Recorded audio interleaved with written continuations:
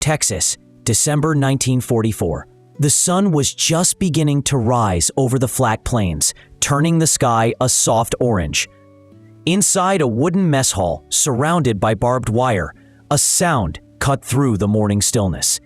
The crackle of bacon hitting a hot griddle. The smell rolled through the camp like a wave. Even the guards stopped talking.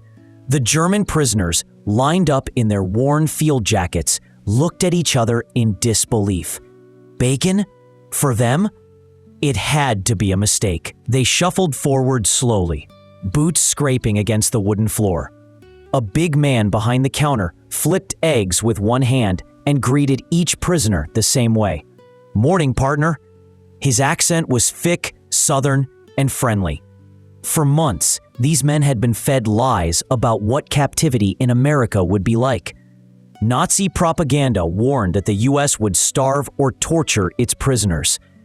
Now, the first thing they saw was an American cook in a sweat-stained cowboy hat humming a country tune while serving them breakfast. One young prisoner, Carl Weiss, a mechanic from Dresden, froze when he saw the plate handed to him. Scrambled eggs, toast, and 2 golden slices of bacon, still sizzling. He stared at it as if it were an illusion. He hadn't tasted pork in almost 2 years. "Go on, son," the cook said, smiling. "Ain't no poison in it." Carl sat down at a long table, surrounded by men just as stunned as he was. He took a bite. The crunch, the salt, the warmth, it hit him harder than hunger ever had. For months, he had lived like a shadow, surviving on thin soup and black bread. Now, a single piece of bacon was undoing everything he thought he knew about his enemy. Around him, no one spoke. Some chewed slowly, some stared at their plates, others wiped their eyes. Across the room, the cook winked, as if he understood exactly what was happening. Carl remembered the posters back home, the Americans painted as fat, greedy monsters. Yet here they were, feeding their prisoners like guests. He looked at the guards leaning against the wall, relaxed, chatting quietly. None of them looked like monsters. They looked like ranchers, farmers, neighbors. Outside, a horse neighed somewhere beyond the fence. A flag flapped lazily in the wind. For the first time, Carl noticed how peaceful everything sounded. No bombs, no shouting, no engines. Just bacon sizzling and men eating in silence. In that moment, something began to shift inside him. America didn't fight this war with hatred. It fought it with decency, with order, with a strange and quiet confidence that didn't need to prove itself. When breakfast ended, Carl lingered for a moment, staring at the empty plate. He didn't yet know it, but that morning's meal, the simplest act of kindness in the middle of a global war, would change him more than any battlefield ever had. Outside, the Texas sun climbed higher. The camp gates opened for the day's work detail, and as Carl stepped into the light, he realized this was not the America he had been warned about. This was something far more dangerous to the Reich, an enemy that won not through cruelty, but through humanity. Only a few months before that Texas morning, Carl Weiss had been a soldier on the run. His panzer unit had fallen apart in France after the Allied invasion. Surrounded, starving, and half-mad from exhaustion, he and hundreds of others finally surrendered near St. Lo. They expected death, or worse. The German army had told them that capture by Americans meant torture or lifelong slavery. Instead, the Americans gave them water, canned meat, and cigarettes. One soldier even offered Carl a chocolate bar. He couldn't make sense of it. Was this some kind of trick? A week later, Carl and thousands of other prisoners were herded onto Liberty ships bound for the United States. The ships were massive, noisy, oily, and packed with men who could barely imagine where they were going. For days, they crossed the Atlantic in silence, the smell of salt and diesel mixing in the air. Guards watched them, but not harshly. They shared the same weather, the same cramped deck. When the New York skyline finally came into view, the prisoners pressed against the rails. What they saw silenced them. The city rose like something from another planet, bright, untouched, alive. No ruins, no bombed-out buildings, no starving faces. For men who came from a Germany reduced to ashes, it was a shock. At the docks, nurses handed out coffee and blankets. The guards said please and thank you. It was so absurd that Carl almost laughed. These people were supposed to be the enemy. The prisoners boarded trains, headed south and west. For days, they crossed a continent that seemed endless. Through the windows, they saw forests, rivers, fields, and small towns that all looked whole. Children waved from porches. Farmers loaded hay. Soldiers at stations smiled instead of shouting. By the time the train reached Texas, the landscape had changed completely. The air shimmered with heat, and the plains stretched forever. Somewhere out there, the men were told they would be working on ranches, in cotton fields, and even on military farms. The camp that became Carl's new home was simple but clean. Whitewashed barracks, open yards, a mess hall that smelled faintly of coffee and soap. No one was beaten, no one was chained. Every man received a bunk, a bar of soap, and 3 full meals a day. It wasn't generosity, it was policy. Under the Geneva Convention, America had chosen to treat its prisoners well, believing that decency kept order better than cruelty. It worked. Healthy men caused fewer problems. They also became witnesses, living proof of how differently the U.S. fought its wars. At night, Carl could hear swing music drifting through the camp loudspeakers. Music the Nazis had banned. The rhythm was strange and alive. He didn't understand the lyrics, but he liked the sound. It made the night feel human again. One evening, an older prisoner whispered, "If this is captivity, what do we call what we left behind?" Carl didn't answer, but he knew the man was right. America was showing them something their own country had forgotten. Discipline without fear, strength without cruelty, and power that came not from domination, but from abundance. When the lights went out, Carl lay on his bunk, staring at the ceiling. The hum of generators outside was steady, organized, and unstoppable. In his mind, he compared it to the chaos of Germany's final days, the hunger, the ruin, broken trains. For the first time, he began to understand why his country was losing. It wasn't because America had more weapons. It was because America had more faith in work, in order, and in people. The next morning, the guards called for the work detail. Carl stepped into the sun, the Texas sky so wide it seemed to swallow him whole. Somewhere out there, beyond the fences, he would soon meet the Cowboys who would change the rest of his life. When the trucks rolled out of the camp and rumbled down a dirt road toward a nearby ranch, Carl Weiss didn't know what to expect. The guards had said they'd be helping out local farmers, but that could mean anything. As the trucks stopped and the dust settled, the men saw not fences or guard towers, but wide, open land. The Texas sky stretched endlessly in every direction. Horses grazed in the distance. Windmills turned lazily above the mesquite trees. It didn't look like a prison, it looked like freedom. A tall man in a straw hat waited by the gate, a grin on his face. "Mornin', boys," he said, his accent thick and warm. "Name's Jack Dempsey. No, not the boxer," he added with a wink. "You work hard, you eat well. That's the deal."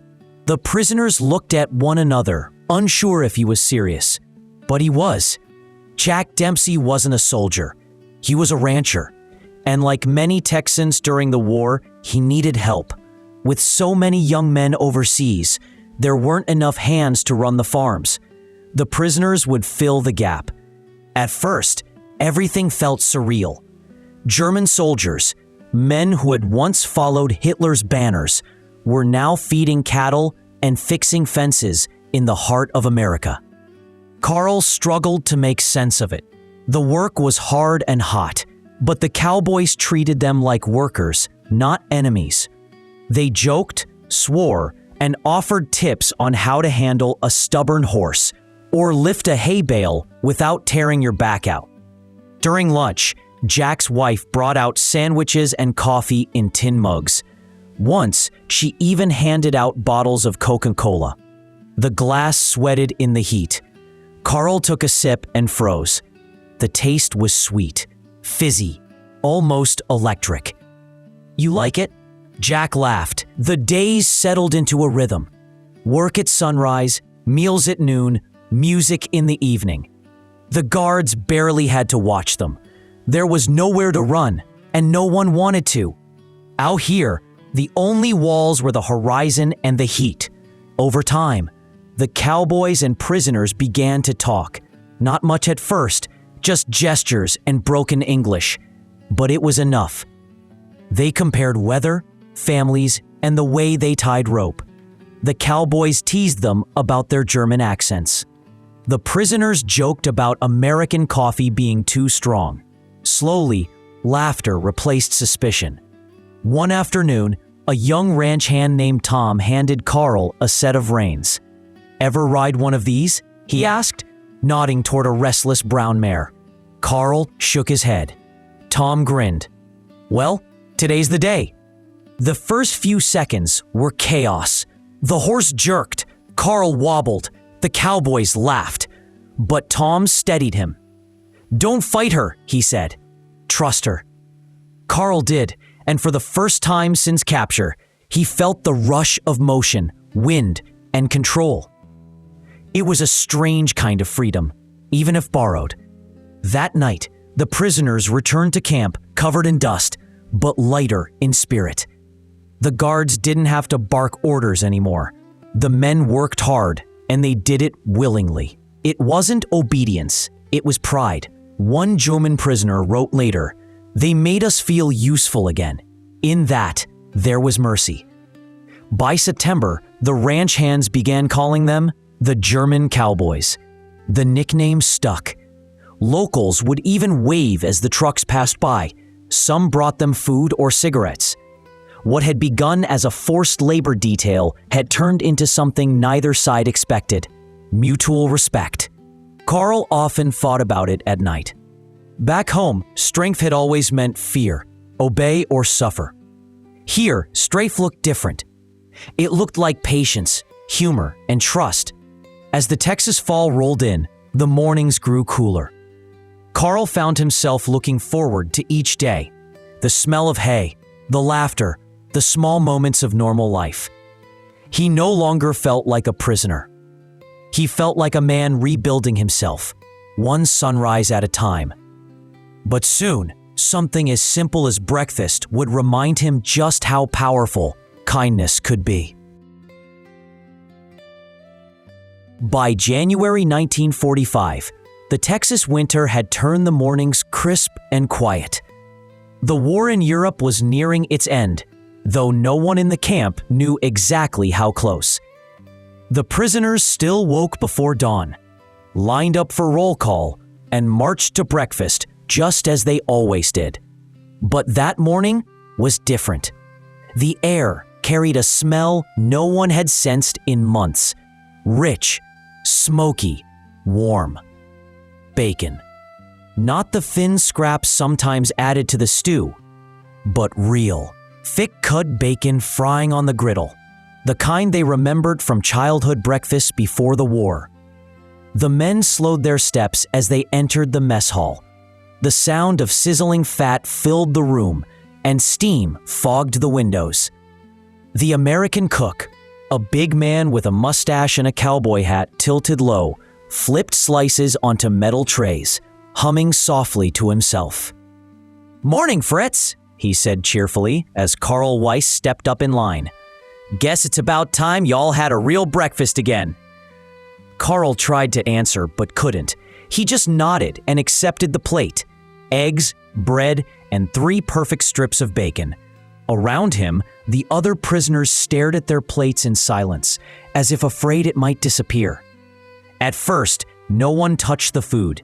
It didn't seem possible that their captors would give them something so simple, so good.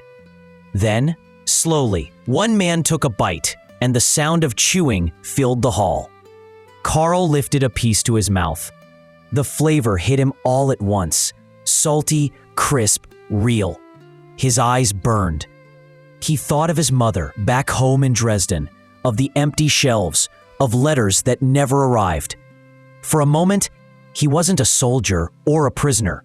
He was just a man tasting life again. Across the room, a few men began to cry quietly. Others laughed in disbelief. One whispered, "This is propaganda." But Carl knew it wasn't. It was kindness, and that was something no regime could fake. The guards sat at nearby tables, eating the same breakfast. There were no speeches, no ceremony, just men sharing a meal. A few talked about baseball or the weather. One showed a photo of his wife to a German sergeant, who responded by pulling a small priest photo of his own family from his pocket. The two smiled awkwardly. When breakfast ended, no one moved to leave. The moment hung in the air, simple, human, and impossible to explain. Later that day, while working on the ranch, Carl told Tom, the young cowboy who'd taught him to ride, about the breakfast. "Back home, they told us you were monsters," Carl said. Tom shrugged and spat into the dirt. "You heard wrong, partner. We just work hard and like our bacon." Carl laughed. The sentence was so ordinary, so absurd, that it broke through years of fear and propaganda. That night in his bunk, he wrote in his small diary, "This morning, I ate bacon and saw America. They don't conquer with guns. They conquer with breakfast." It was half a joke, half a confession. But deep down, Carl knew it was true. In the months that followed, the world outside the fences began to crumble.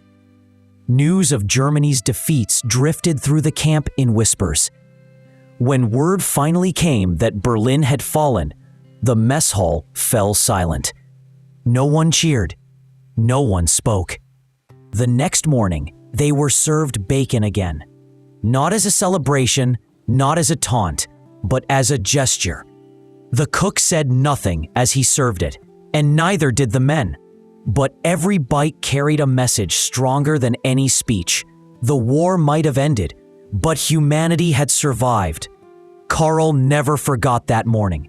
Years later, when people asked him when he stopped believing in the Reich, he never mentioned battles or speeches.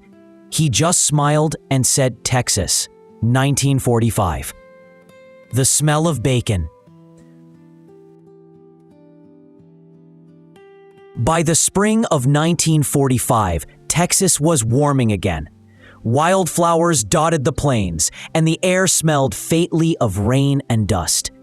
Inside the camp, life had slowed to a quiet rhythm. Breakfast, work, letters, waiting. But beneath that calm was a tension everyone could feel. The guards said little. The prisoners spoke less. They all knew something was ending. One April evening, as the men sat eating supper, the camp loudspeaker crackled to life. A voice read news from overseas. The next morning, the guards lined the men up and read an announcement. The war in Europe was over. "You are no longer enemies," one officer said.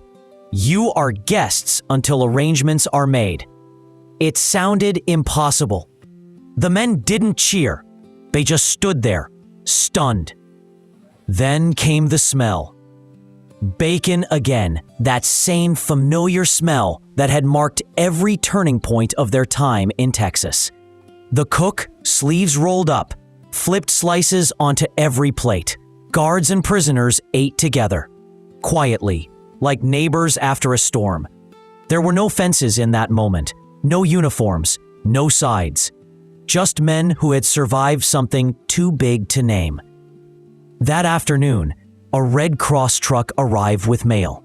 For many, it was the first letter from home in almost a year. The men gathered under the shade of the mess hall porch, holding thin envelopes like treasures. Carl's letter was from his mother. The paper was fragile, the handwriting uneven. "My dear Carl," it began, "we are alive. Dresden is gone, but we are safe. The Americans brought food. Imagine that. They fed us. The world has turned upside down." Carl folded the letter carefully, his hands trembling. Around him, other men wept or sat silently staring at their mail. For the first time since capture, the tears weren't for fear or loss. They were for relief.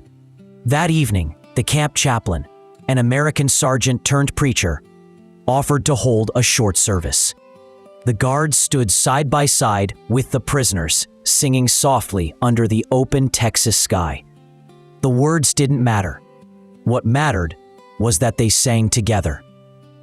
A few weeks later, the men learned they would be sent home. Before they left, the guards announced a farewell breakfast.